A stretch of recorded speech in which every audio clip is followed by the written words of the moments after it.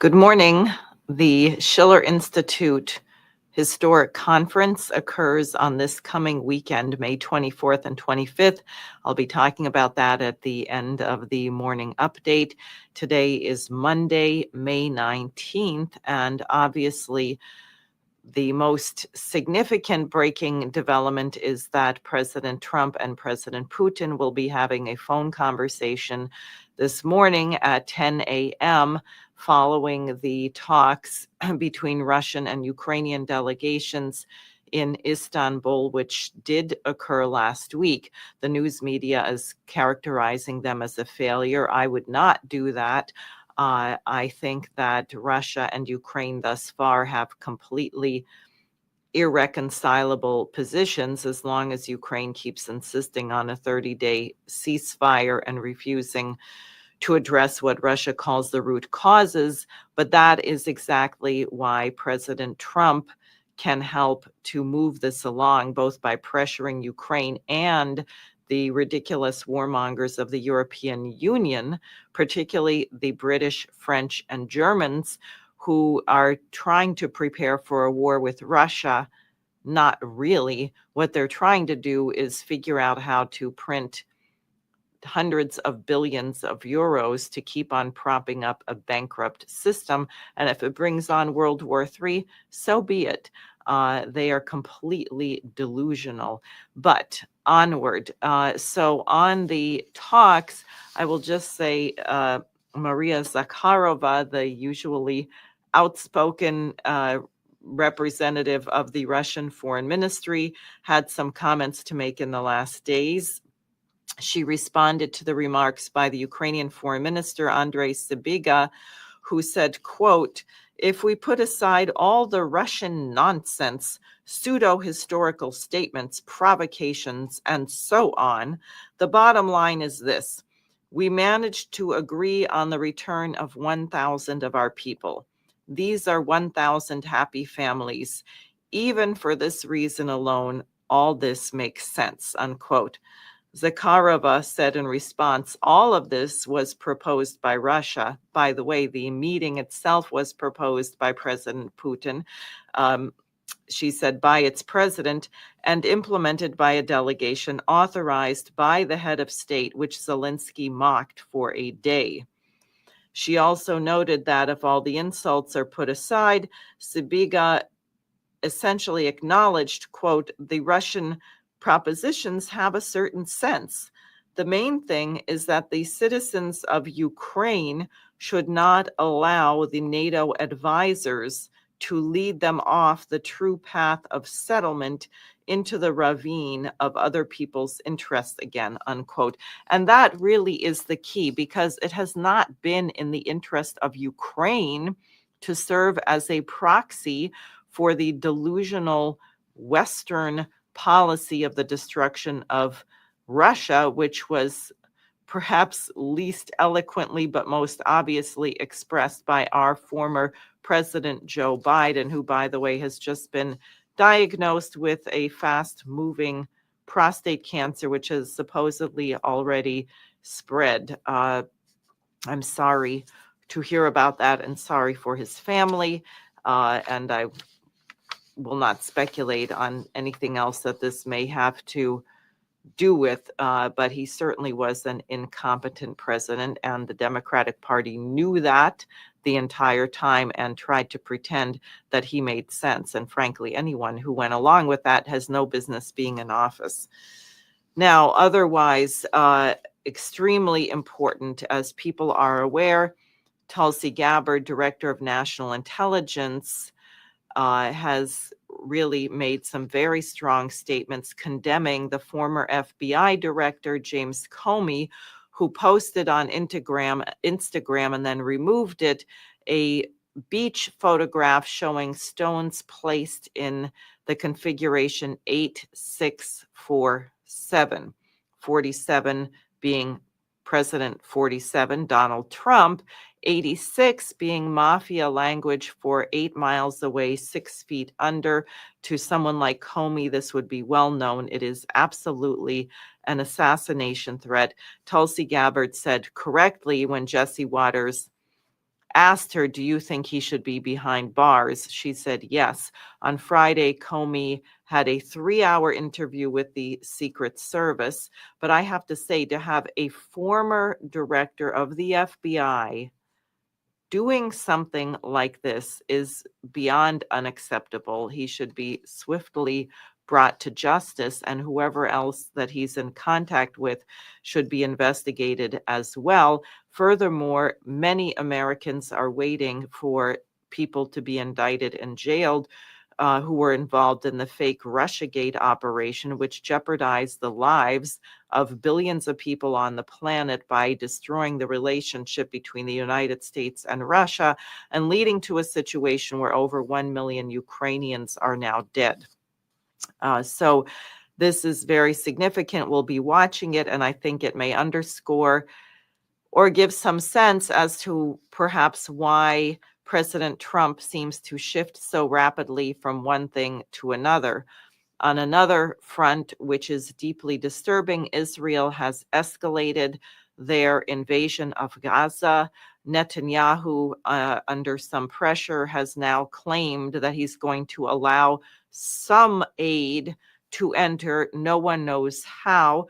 The obvious way to get aid in there would be to have a ceasefire and allow UNRWA to distribute it, since they have 400 different distribution sites. But we know Bibi Netanyahu's plan is to completely ethnically cleanse both Gaza and the West Bank, to eliminate the Palestinian population there, either by simply outright murdering, starving them, or relocating them. NBC reported that there's a U.S.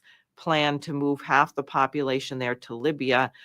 I sincerely hope that is not the case and it's just disinformation. It would be the height of absurdity and cruelty. First, Hillary Clinton destroyed that state, and then we sent people there. Now, a Dutch newspaper just said the following, and the whole world is recognizing that this is genocide, by the way. They say 1/4 of the infants in Gaza are acutely malnourished, and Israel refuses to let in trucks carrying emergency aid. The armed forces shoot at anyone who enters the buffer zone, and they bomb hospitals and tent camps. For the umpteenth time, Prime Minister Benjamin Netanyahu's government has ordered many Gazans to leave their homes, and his finance minister announced that Gaza will be completely destroyed. That's pretty explicit. That does meet the qualifications for genocide, and what that newspaper reports is of 7 experts who have studied genocides. They may disagree on different aspects, but they all agreed that what Israel is doing in Gaza constitutes genocide, and it should and must be stopped. That will be an important part of the deliberation at the Schiller Institute conference this weekend. Not only stopping it, but the Oasis plan of Lyndon LaRouche. Now, on other news, in the Romanian elections, they had the runoffs on Sunday, and it looks like the Nicuzar Dan, who is the pro-EU candidate, has won the election with over 50% of the vote. That is unfortunate. As people know, the leading candidate in Romania, Georgescu, they first annulled the election, then they arrested him, then they banned him from running. Another candidate, Simeon, was endorsed by him and ended up, I'm not sure, perhaps around 45% of the vote. Now, otherwise, it's reported that the DHS is considering making a reality TV show to determine whether to award migrant citizenship or not. And the idea comes from some guy named Rob Warsoff, a Canadian who's now a U.S. citizen, who ran something called the Duck Dynasty reality show. And he told the Wall Street Journal that the show is meant to be hopeful and the celebration of what it means to be an American citizen. I think this is absolutely disgusting. We don't want bread and circuses. We don't want to throw desperate people into a coliseum and make them compete. If they are deserving, they should be able to become citizens. Many people are very disturbed that it is not merely criminals who are now being expelled from the United States, but that ICE agents are rounding up people who have not committed crimes, who have been here for 15 years, who are working, who have families, and putting them in detention centers and attempting to deport them. I don't think this is what most people had in mind. Lyndon LaRouche wrote some years ago that what we should do is to make sure that we have a secure border so that people can be vetted who are coming through the border. You don't want people who you have no idea of their background, et cetera, coming in. So you need more manpower to do that. People who are here already working productive jobs need a path to citizenship. They need a path to equal wages so that they are not undercutting our workforce. And people who commit crimes who are not here legally should be deported. I think that's fairly clear. It makes sense. And if we were building the kind of infrastructure, great projects that are needed, we would discover that actually we are very short of the workforce that we need. And that's both on terms of education and willingness to work hard. So finally, now let me just go to the conference, which is tremendously exciting. And I'm going to just share with you what is going to be discussed this weekend. So here you see the first panel, Saturday morning, 10 a.m., Strategic Challenges and the Emerging New Order. It will be opened by a Bach Prelude and Fugue. Helga Zepp-LaRouche will be speaking via live video from Germany. Her Excellency Naledi Pandor, also by video from South Africa, the former foreign minister.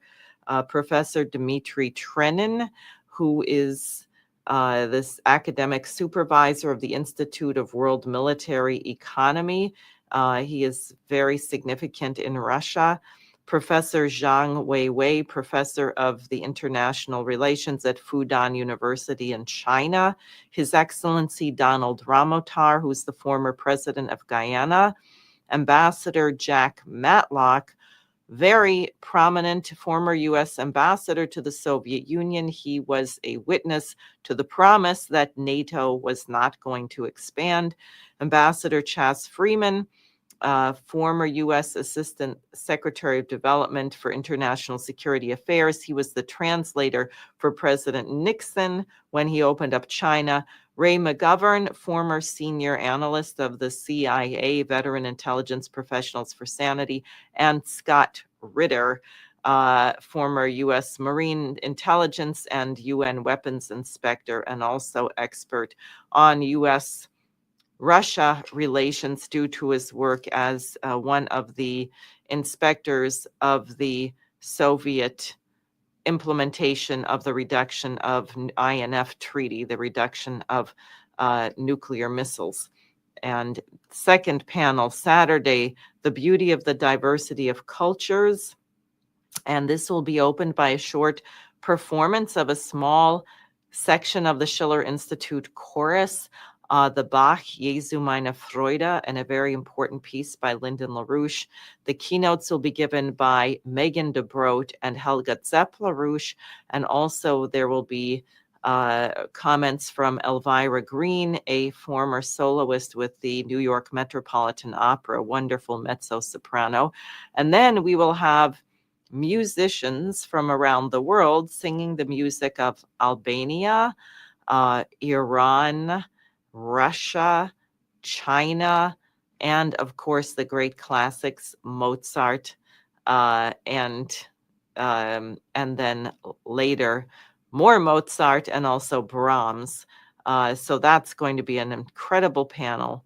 Then the third panel, the LaRouche program to create 3 billion new productive jobs, with a heavy emphasis on the OASIS plan as part of that. The moderator is Anastasia Battle, who many of you know. Harley Schlanger is giving the keynote address. This will feature Jason Ross, a video from Russian economist Sergei Glaziev, who was, in a sense, a student and collaborator of LaRouche, an expert in great projects of water management, civil engineer William Diorio, Bob Baker, a farmer. There'll be a whole segment of farm leaders, and Michele Geraci, who is the former Undersecretary of State in the Ministry of Economic Development for Italy. So that's the first day, completely incredible. Then the second day, hold on a second. Here we go. There we go. Sunday, May 25th, 9 a.m. to 12 noon, and we will hear the first movement of the Schubert B-flat piano sonata played by Martin Kaptein. Dennis Small is the moderator. I will be speaking on this panel. There will be lengthy excerpts from Lyndon LaRouche's actual speeches, and then rounded up with Helga Zepp-LaRouche. The afternoon panel will be given by young people entirely, and the music is by a young pianist, Martin Kaptein, a Schubert impromptu. Daniel Burke will be the moderator, and Jason Ross, who you've seen on various LaRouche programs, the science advisor to the Schiller Institute, Mike Campbell, Adrian Pearl, Robert Castle, Carolina Dominguez from Mexico, Kynan Thistlethwaite, Anastasia Battle, Ashley Tran, and Jose Vega, the congressional candidate in the Bronx, and Megan DeBroat, who is the president of the Schiller Institute in the U.S. And then in the evening, phenomenal scientists, Dennis Speed moderating. This panel opens with a Beethoven trio. Jacques Cheminade, who ran for president of France 3 times, the president of Solidarité et Progrès, our political party there. Kelvin Kem, a nuclear physicist from South Africa. William Happer, professor emeritus of physics at Princeton University. Stephen Durst from the International Lunar Observatory, and again, Jason Ross. So I have to tell you that this is going to be an incredible conference. It will be live streamed as well, so you should watch it online. If you are registered to attend in person, do not let anything prevent you from getting there. This will be a historical, history-making event. It is not an academic gathering for couch potatoes. So I do hope to see you there this weekend.